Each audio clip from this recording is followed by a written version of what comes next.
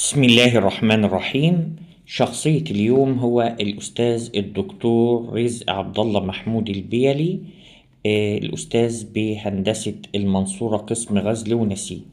أستاذنا الفاضل حاصل على الدكتوراه عام 1984 تخصص غزل ونسيج في إنجلترا، وحاصل على الماجستير سنة 78، وحاصل على بكالوريوس بدرجة جيد جدا عام 1972.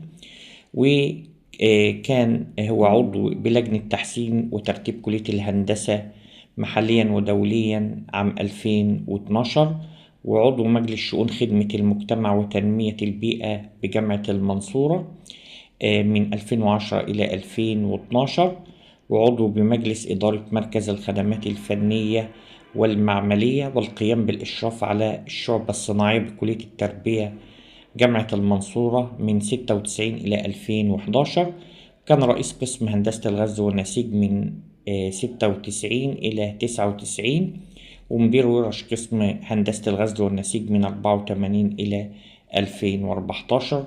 الجوائز: هو شخصية العام 2010 من إدارة الدراسات العليا والبحوث جامعة المنصورة. شكر وتقدير للمشاركة البناءة في دعم أنشطة وأعمال قطاع شؤون خدمة المجتمع وتنمية البيئة عام 2007. جائزة الجامعة للتفوق العلمي عام 2003 من جامعة المنصورة. تحياتنا لأستاذنا الدكتور رزق عبد الله محمود البيلي.